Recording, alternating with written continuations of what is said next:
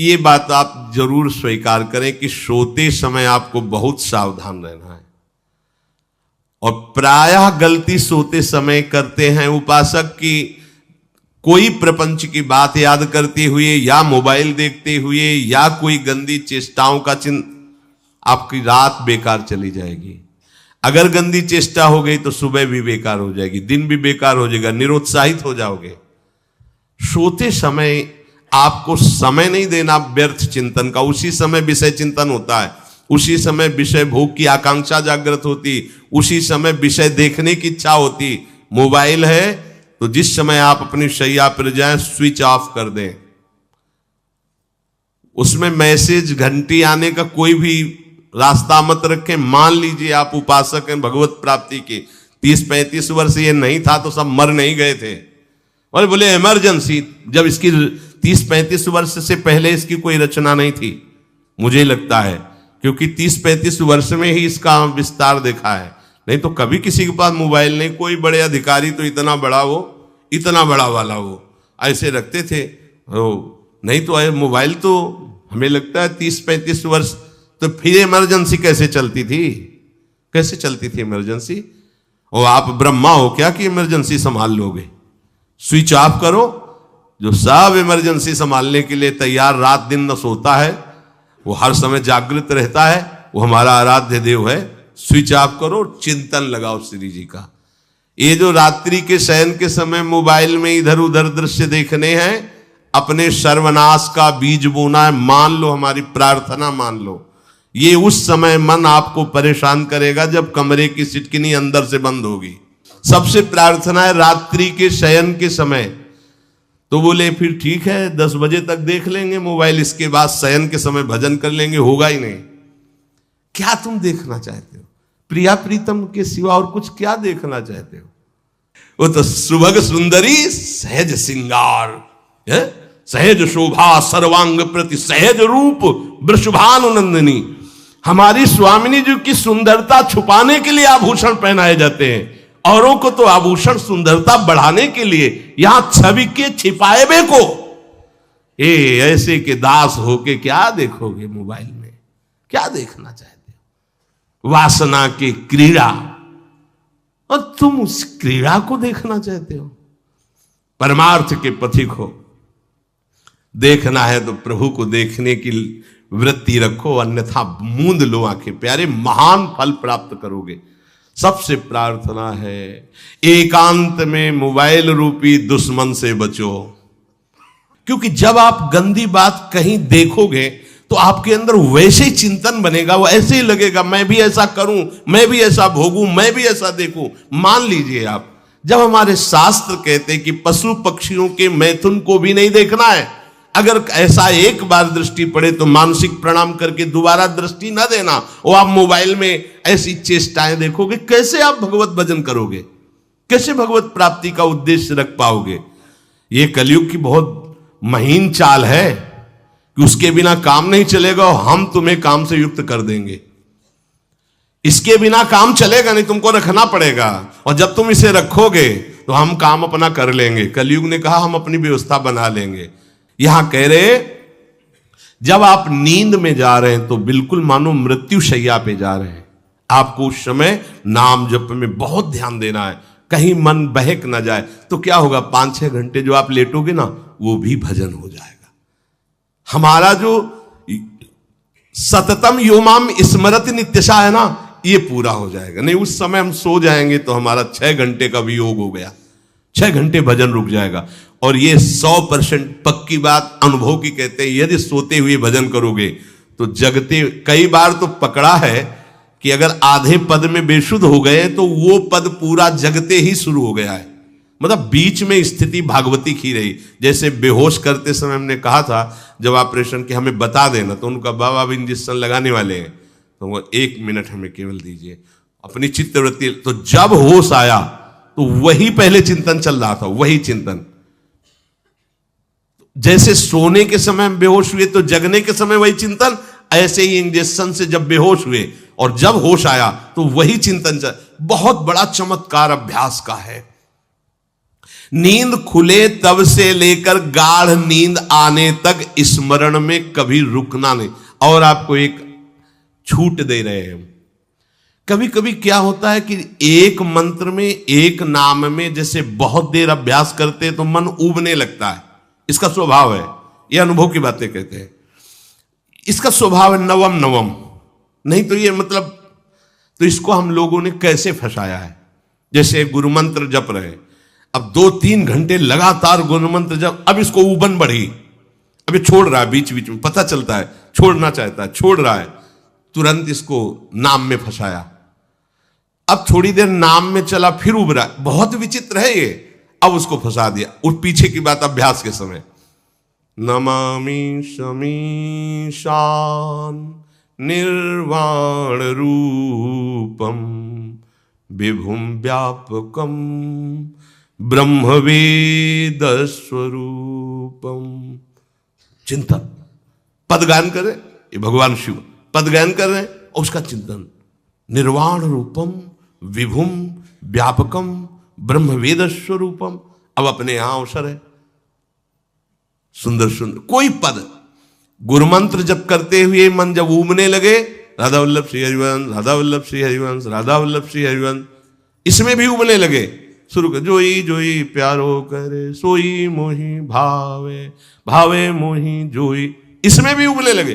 सुधा निधि का कोई एक लाइन ले लो, ब्रह्मेश्वरादि सुदुरूह पदारविंद श्रीमत् पराग परमाद्भुत वैभव, ब्रह्मेश्वरादि सुदुरूह छोड़ना नहीं है, तू भाग में नवम नवम दे रहा हूं, नवम नवम।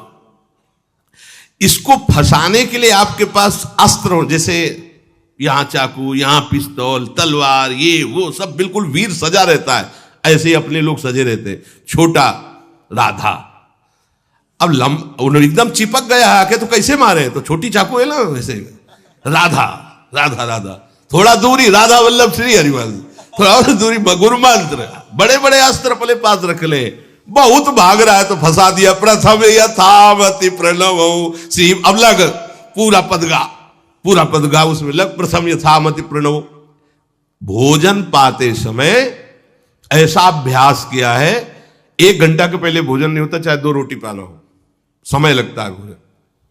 आराम, एक एक नाम, एक एक, कुछ भी हल्ला मचाओ, कोई फर्क नहीं पड़ेगा, अपना चलेगा। अभ्यास स्नान के समय, भोजन के समय, किसी क्रिया के करते समय, किसी से बात करते समय, सोते समय, ये विशेष स्थान जहां में सावधान रहना है। यहां भजन छूटता है, ध्यान देना, यही भजन छूटता है। चलते समय, क्रियावान होते समय, प्रसाद पाते समय या किसी से बतराते समय, ये सब भजन के छूटने के स्थान है और यही पकड़ना है भजन को। जब आपको बिल्कुल न लगे तो मानसिक सब बंद कर दो और गुनगुनाने लगो। जो धुनी आपको अच्छी लगे उसी में नाम, कोई नाम लेके, संसार का चिंतन ना होने पावे, चाहे जो कुछ तुम जहां तुम्हारा मन आवे, गंगावरी गोदावरी, कुछ भी भागवतिक चिंतन के सिवा संसार के चिंतन न होने पाए। पहले ऐसे अनन्य बनो, फिर बाद में अनन्यता आती, रसना कटो जो अनरट। हाँ भी विषय चिंतन कर रहे हैं, प्रपंच कर रहे हैं, बोले रसना कटो जो अनरटो। और नहीं बोल सकते, प्रपंच बोलेंगे बस, रसना कटो, ये शब्द वहां नहीं आते। पहले हम आपको छूट देते, भक्त चरित्र, भगवान की चरित्र, नाम, कीर्तन, मंत्र, जो भी चाहो, संसार का चिंतन मत होने देना, पहले ये पकड़ो। फिर आगे चल करके जब पवित्र हृदय होगा तब ये निष्ठा आती, रसना कटो जो अन रटो, निरखियन फुटो नयन। मान लो संसार का चिंतन नहीं करने देना है इसको, आप जैसे बने वैसे करो भागवतिक चिंतन। कोई नाम ले लो, कोई मंत्र ले लो, तुम्हें जो प्रिय लगे, हम छूट देते हैं। ये हम नहीं करें कि रसना कटो जो अन रटो, ये बाद की बात है। हमें पहले इसका संसार चिंतन रोकना है। कैसे छूटेगा, कैसे छूटेगा, हमें यह पकड़ना है। नहीं तो निष्ठा की बात, जो हरि नाम जगत त्रिशिरोमणि वंश बिना कबहू, हरिवंश बोलेंगे नहीं, हरि बोलना नहीं है, हरि बोलना नहीं, क्योंकि जो हरिनाम जगत त्रिशिरोमणि वंश बिना, हरिवंश बोलना नहीं है क्योंकि प्रपंच में रति। तो क्या करो, जो तुम्हें प्रिय लगे पहले उसे पकड़ो। ये हम अंदर की बात कह रहे, प्रवचन की बात नहीं कह रहे। मन को फंसाना है हमें। राम कृष्ण हरि जहां लगे इसको लगा, पहले इसको फंसाओ, संसार का चिंतन न होने दे। गीता भागवत भक्त चरित्र कुछ भी कहीं भी इसे फंसाओ, पहले संसार का चिंतन न होने दो, फिर लाओ इसको घुमा के निकुंज वाटिका में। फिर तो भागेगा ही नहीं, फिर नहीं भागेगा। अब सीधे निकुंज वाटिका में किसी महाभाग्यशाली गुरु आश्रित का लगेगा, अन्यथा बहुत प्रपंची मन है। आप आश्रय इधर का लोगे, प्रपंच का चिंतन करोगे, बात बनेगी नहीं। चिंतन छोड़ना है हमें, जैसे बने तैसे संसार का चिंतन छूट जाए तो हम विजय को प्राप्त होंगे। ध्यान दीजिए, इस परमात्म तत्व को वही प्राप्त कर पाता है जिसका राग बीत गया है, खत्म हो गया है, वैराग्यवान। ज्यादा परिश्रम नहीं है वैराग्य में, विवेक नहीं होने के कारण हम वैराग्य नहीं धारण कर पाते। हम बाहरी बातों को वैराग्य ले लेते हैं, ऐसा कपड़ा बदल लेना या कपड़ा ना पहनना या लौकी का कमंडल, मिट्टी का पात्र, तो हम अपने को वैरागी। बात यहां नहीं रुकेगी। वैराग्य का इतना ही मतलब नहीं, ये भी एक बाह्य अंग है वैराग्य का, पर वैराग्य का सच्चा स्वरूप है वीतरागा। कहीं कुछ भी अच्छा नहीं लग रहा, कोई भी सुख आकर्षित नहीं कर रहा, लोक लोकांतर की प्रतिष्ठा, मान, सुख, ऐश्वर्य, व्यक्ति, कुछ अच्छा नहीं। राग खत्म हो गया। ऐसा उस अक्षर ब्रह्म को, अविनाशी तत्व को जान पाता है। जगते भयो फिरे बैरागी। जैसी हरिवंश प्रपंच बंच सब ये काल ब्याल को खायो। हालत यह है कि जैसे सांप ने मेढक को पकड़ रखा और मेढक सामने पतिंगा को, कीड़े को पकड़ना चाहता है। उसे यह पता नहीं कि मैं खुद किसी का कवल बन चुका हूं, वो एक झटके में मुझे अपने पेट में ले जाएगा। ऐसे ही हम सब हैं, काल के द्वारा ग्रसित है। काल ने हमें पकड़ रखा है, पर हम भोग भोगना चाहते हैं। हम नाना प्रकार की मान प्रतिष्ठा पाना चाहिए, ये पता नहीं एक झटके में हमारा अस्तित्व ही खत्म हो जाएगा। जिनके अंतःकरण में किसी भी व्यक्ति, वस्तु, स्थान, पद, प्रतिष्ठा का राग ही नहीं रह गया है, उसे कहते हैं वैराग्यवान। वीतरागाह, राग ही नहीं है। जिनका अंतःकरण निष्पाप निर्मल हो चुका है, जिनके हृदय में केवल भगवत प्राप्ति की उत्कट लालसा जागृत हो गई है, ऐसा साधन संपन्न उपासक परमात्म तत्व में प्रवेश पाता है। अध्यात्म मार्ग की ऊंचाई पर वो स्थित हो जाता है। यदि छंतु ब्रह्मचर्यम चरंती, जिनकी इच्छा एकमात्र भगवत प्राप्ति की है, यदि छंतो, तो उनको क्या करना होगा? ब्रह्मचर्यम चरंती, ब्रह्मचर्य का पालन करना होगा। प्रत्येक इंद्रियों का निर्विषय हो जाना वास्तविक ब्रह्मचर्य है। केवल जनेन्द्रिय से ही ब्रह्मचर्य को नहीं लेते। हमारी प्रत्येक इंद्रिय भोगों से रहित होकर भगवत अनुराग में, नेत्र प्रभु को देखना चाहते हैं, त्वगेंद्री प्रभु को स्पर्श करना चाहती है, घ्राणेन्द्री प्रभु के श्री अंग की गंध पाना चाहती है, श्रवणेन्द्री प्रभु के वचन सुनना चाहती है। एक एक इंद्रिय अपने प्रभु में लग गई, अंतर्मुख हो गई, बाहर विषयों का त्याग हो गया। इसे ब्रह्मचर्य कहते हैं। पर प्रारंभिक ब्रह्मचर्य में जनेन्द्रिय का ब्रह्मचर्य अत्यंत आवश्यक है। यदि जनेन्द्रिय जन्य व्यभिचार दोष से युक्त है तो कदापि उसे भगवत प्राप्ति नहीं हो सकती। शुभ गति व्यभिचारी शुभ गति चाहे असंभव। और भगवत मार्ग में सबसे बड़ा दुश्मन यही व्यभिचार दोष है, काम। इसी से हमारा हृदय मलिन होता रहता है। अंधा बटे वो पड़ा चबाए वाली दशा रहती। कहते हमें 50 वर्ष हो गए। अरे 50 जन्म हो जाए तुम व्यभिचार करो, गंदी बातें करो, गंदे चिंतन करो, सो समय व्यतीत कर, अनंत जन्म व्यतीत हो गए, भगवत प्राप्ति हुई क्या? 50 वर्ष से भगवत प्राप्ति हो जाएगी क्या? 5 मिनट काफी है भगवत प्राप्ति में, एक बार नाम काफी है। वो स्थिति तो लाओ। बार बार बहिर्मुख वृत्तियों के द्वारा विषयों में सुख बुद्धि कर लेने से हमारा सारा का सारा अध्यात्म चिंतन बदलता रहता है, इसलिए लाभ नहीं मिल पाता, एक रस चिंतन नहीं रह पाता। बार बार विक्षेपी विषय करते रहते हो, हम सहते रहते हैं और भोगते रहते हैं। एक बार तो हिम्मत करके उठो, अब लो नशानी अब ना नशई हो, एक बार तो दृढ़ बनो। बस मन के अनुकूल चलने की बात को तुम्हें रोकना होगा, तभी तुम्हारे अंदर यदि क्षण तो ऐसी इच्छा जागृत होगी। पक्का पक्का ऐसा ही है। जब हम किसी विषय के वेग को सहते हैं, विषय नहीं भोगते हैं, तो मन बहुत जलाता है।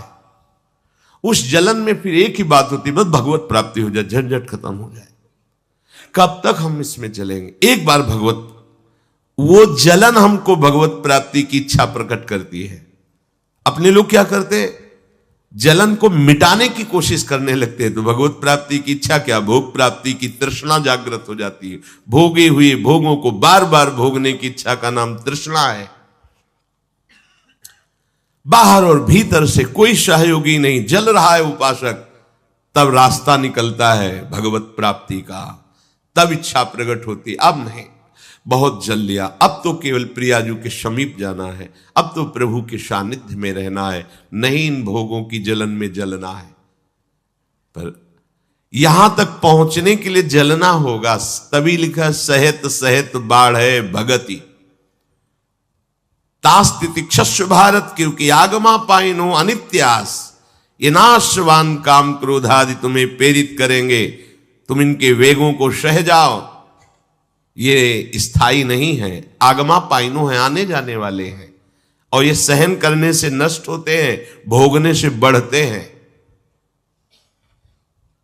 यदि क्षंतो, अगर भगवत प्राप्ति की इच्छा है तो ब्रह्मचर्यम चरंती, ब्रह्मचर्य का पालन करना ही होगा, इसमें कोई गुंजाइश नहीं, क्योंकि आप चल ही नहीं सकते।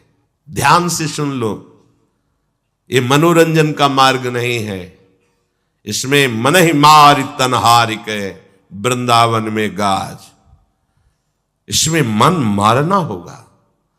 प्रायः ये मन को दुलार करने वाले लोग कभी भाग्य से सत्संग में भी आ जाते हैं, कभी श्री विग्रह के दर्शन करने भी मंदिर पहुंच जाते हैं, कभी तीर्थ याटन भी करते हैं, पर इनका कोई लक्ष्य नहीं होता। आज सुन लिया सत्संग, बढ़िया है, लक्ष्य नहीं होता। यहां लक्ष्य वालों की बात हो रही। यदि क्षण तो, यदि तुम्हारी ऐसी इच्छा जागृत हो रही किसी जन्म में भगवत प्राप्ति करनी, तो ब्रह्मचर्यम चरंती, आप सच्ची मानिए, जिसके निकालने में तुमको सुख की अनुभूति हो रही, उसको रोकने में कितनी सुख की अनुभूति होगी। उन्मत्त हो जाओगे, बहुत जल्दी आपके सारे के सारे करण भगवदाकार होने लगेंगे यदि आप ब्रह्मचर्य का पालन करेंगे। शरीर स्वस्थ, हल्का, मन प्रसन्न, नींद आदि पर विजय, कितने गुण ही गुण। और ब्रह्मचर्यहीन आलस्य, प्रमाद, भोगों का चिंतन, मन का डिप्रेशन में पहुंचना, कमर में दर्द, टांगों में दर्द, सर में दर्द, घबराहट होना, बिना किसी कारण के मन भयभीत हो रहा है, भोजन अपच हो रहा है, बिना किसी प्रक्रिया के वीर नाश हो रहा है, बिना किसी प्रक्रिया के।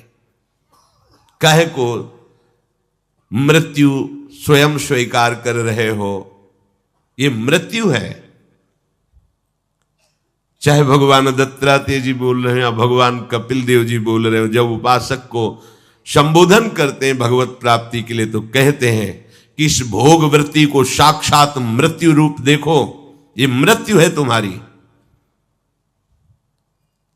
जब शरीर राग त्यागना है तो तुम शरीर से भोग भोगोगे तो आसक्ति शरीर की पुष्ट होगी, आसक्ति भोग सुख की पुष्ट होगी, है नहीं। कितने दिन शरीर रहेगा, कितने दिन भोग रहेंगे। विचारवान बनो, ब्रह्मचर्यम चरंती, ब्रह्मचर्य का पालन करो। उपासक जो ब्रह्मचारी होता है उसका खिला हुआ चेहरा रहता है, जैसे कमल खिला हुआ, बिना किसी कारण के उसकी मुख मुद्रा में प्रसन्नता होती है। जो ब्रह्मचर्यहीन होता है बुझा हुआ चेहरा होता है, तेजहीन, बिना किसी कारण के वो शोकग्रस्त लगता है। बैठा है, आपको लग रहा है शांत है, लेकिन आप चेहरे को देखो, वो एक शोकग्रस्त है, कुम्हलाया हुआ चेहरा, अशांत चेहरा। मुख प्रसन्न, तन तेज विराजा, यह है ब्रह्मचर्यम चरंती, भगवत आराधन संपन्न उपासक का। जैसे आग में पैर रखते हुए कोई चले तो कैसे चलेगा, ऐसे ही ब्रह्मचारी की पहचान है। इतनी स्फूर्ति उसके अंदर होती, जैसे आग में चलने वाला पूरा पैर नहीं रख पाएगा, अगला कदम रख देगा क्योंकि ताप लग रहा है, ऐसे उसकी स्फूर्ति होती पैरों में। उसकी आंखें एकाग्र रहती है, चंचलता इधर उधर या बार बार झपकना, यह विषयी पुरुष का लक्षण है। बार बार पलक झपकना, यह विषयी पुरुष का लक्षण है। इधर उधर ताक झांक, चंचलता, ऐसा बैठे तिनका तोड़ रहा है, पैर हिला, यह सब विषयी पुरुष के लक्षण है। यह तो बिल्कुल साधारण स्पष्ट दिखाई देता है आदमी विषयी है या ब्रह्मचारी, एक सेकंड में लक्षण होते हैं। आपको जब भगवत मार्ग का अवसर मिला है तो गृहस्थ हो, संतान हो गई, ब्रह्मचर्य से रहो। नहीं चाहिए संतान तो भ्रूण हत्या, गर्भ हत्या जैसे महापाप करने की क्या जरूरत है। उसी वीर से संतान उत्पन्न होती है जिसको आप नष्ट कर रहे हो, जिसको आप ऐसे पानी में बहा रहे हो, व्यर्थ फेंक रहे हो, तो उसको भ्रूण हत्या का पाप लग रहा है, तो तुमको पुण्य लग रहा है, वीरपात कर रहे हो तुम्हें भी वही हत्या लग रही है, क्योंकि उसमें वही जीवात्मा है जो मां के गर्भ में जाके बालक रूप धारण कर लेती है, उसको तुम नष्ट कर रहे हो। पर बुद्धि भ्रष्ट हो गई है, समझ में नहीं आता, व्यर्थ में वीरपात करते हो, व्यर्थ में। तुम्हारा भजन बनेगा, तुम अध्यात्म के योगी बनोगे, मजाक है अध्यात्म का मार्ग। होश में हो जाओ, ये मन के दुलार को बंद करो। जब तक इच्छा ही नहीं भगवत प्राप्ति की, तो फिर तुम कैसे भगवत प्राप्ति कर पाओगे। भगवत प्राप्ति की इच्छा कैसे होगी जब तुम्हारी इस तरह से निंदनीय वृत्तियां हैं। इंद्रियों को दुलार कर रहे हो, मन को दुलार कर रहे हो, भगवत प्राप्ति चाहते हो, आचरण नीच और चाहते हो उच्च पदवी। सावधान हो जाओ।